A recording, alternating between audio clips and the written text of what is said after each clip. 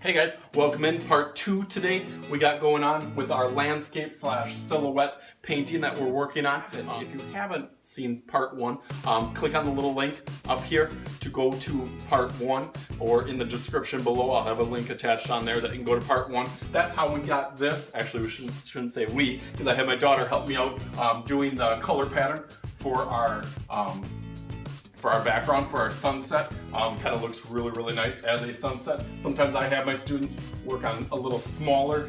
Sometimes they do a little more bright colors. Sometimes they fade it a little bit more like watercolors. So those are just 2 more examples of that. Do the tree today. The tree is going to be the most difficult thing.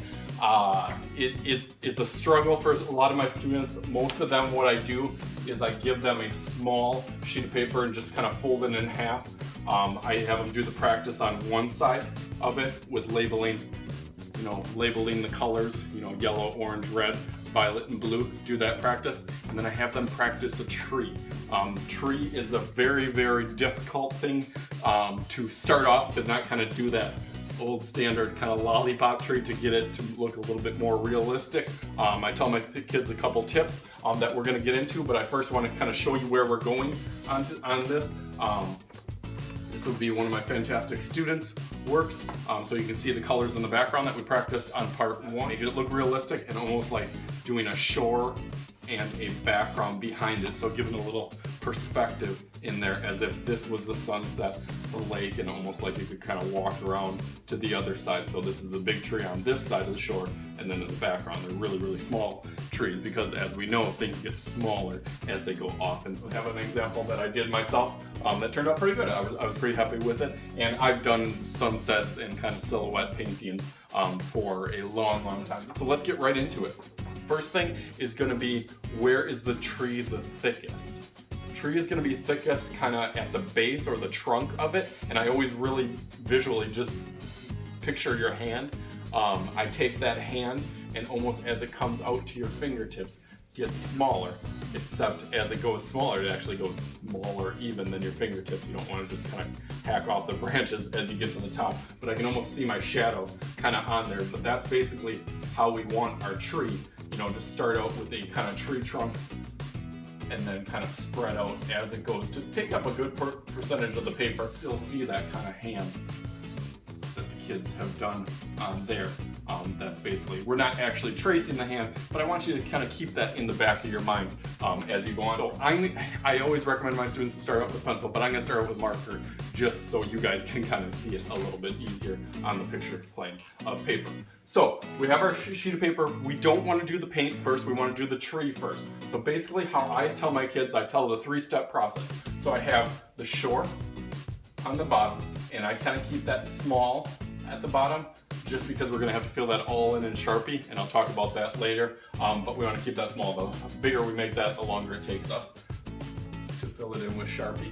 And then in the background, this will be kind of the background where the trees will be really small in there. I kind of do that in the middle, or as close as I can get to the middle. So that's 1, 2, and then 3 is your tree. As I said, starting out the tree, you want it nice and thick. I always add a little curve to my tree trunk, so it kind of almost like attaches to the ground down here. And then as I go up, I kind of stop it there, and then I think of my hand not being together like this, but really nice and wide and spread out, almost that I should try to be hitting some of those lines with my pencil or my marker as branches. So I kind of go 1, 2, 3, 4, 5. And from there, hopefully you can kind of visualize that idea onto here as 1, 2, 3, 4, 5. And I challenge my kids to try to get 50 branches.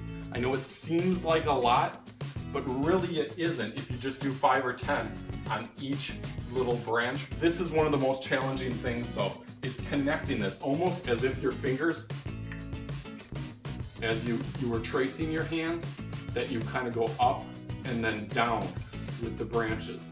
They get thinner as they go out, but then they gradually get thicker until they look like they could be a part of that base. So I start out with the line almost connecting right to there, and then I stretch it out, start really thin, and then kind of go right back up into the next one, spin, right back up into the next one. So I'm almost making like a V, I guess, in between each one. Go to another V, and I can kind of stretch these out further if I want. I always think the further, the better that it kind of looks. This V, I'll kind of stretch out into here. And that's your basic kind of shape. It looks kind of creepy, almost like a scary tree. But you can fix that or just leave it like that because a lot of kids like that. But basically this is one continuous line that goes up and down. Should be definitely thicker on the base and should go out to very, very thin. You can still add, more from there if you don't like the way yours kind of looks. You can still add some more thicker branches. Remember, all of this is going to be filled in with Sharpie. So all this will be filled in with Sharpie.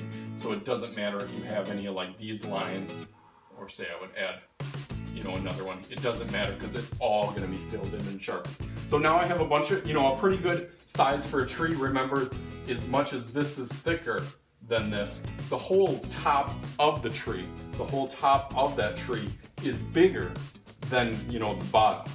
Okay, so that whole top will be bigger as you start filling in your little branches. And I always tell kids to try to get A, B, C, D. So think of A, B, C, D. Think of A as the thickness here, B as the thickness here, as like these would be B thicknesses, and then C would kind of be your next ones that would start to kind of fill in here. So here would be some C's that I would be adding. So now I have A, B, and I'm starting to get some C's. Then you can go on to start adding some smaller D. But on those, if I kind of bring this closer, notice that I'm still not just kind of putting lines on here. I'm still having almost like a bubble or a block letter, like adding some thickness to these. So as you start filling this in with more of your branches, and it really can be spontaneous. It can be a little bit more kind of improvised or abstract, I guess some would say. I always try to keep my branches also going up. You don't want to really have your branches kind of going down and over and up. You want to kind of all make them going up towards the sky, I guess, if you want to think of it that way, as they would be growing up. And you can already see as I'm babbling along here, I got 1, 2, 3, 4, 5, 6, 7, 8, 9, 10, 11, 12, 13, 14, 15, 16, 17, 18, 19, 20, 21. I already got 21, so I'm almost halfway there to my 50. That was our goal of doing 50. But you can see pretty easily how you can start to add more and more. And this one probably has pretty close to 50, but take a guess. Maybe guess down in the comments below how many branches you think would be in something like this. And you can see that I started, filling in really, really little as I got to the outside, but I still have that kind of A thickness, B thickness, maybe C thickness, and then D. What happens is kids get a little lazy as they start doing this, and then they go from A, B, right to D, or A, right to D in thickness. So don't forget about doing A, B, C. I think that's a good way to do that. Then you basically move on to the background. You can start adding some little details into there. This one has, little mountains. You could do houses in that. But remember, everything is going to be colored in Sharpie. I always tell my kids not to have, and I probably shouldn't have done that, as I always tell kids I do that line, but keep that line in the background, have some sort of thickness. So I always tell them that your trees should be like balancing on a tightrope, walking in the background, that they should have some sort of thickness in the background. But yeah, then you can start adding some different things and combining different ideas onto your background. You can do almost like a Christmas trees in the background, or you could almost just stack it up with individual little lines and then start almost building like a little forest in the background. Sometimes that looks good. That's kind of what I did over on this side with little forest, and I did hills over here. Definitely on the shore also, you can do some of that same things. Now remember, your trees back here, once you're on this side, because it's so much closer, will be almost the size of like a blade of grass. or like cattails. So I added some of those on there, and I thought that gave it an overall really good look to it. After you get done with all the marker, then you're basically just taking the skills that you did in your practice, and you can see how that kind of matches up right with there.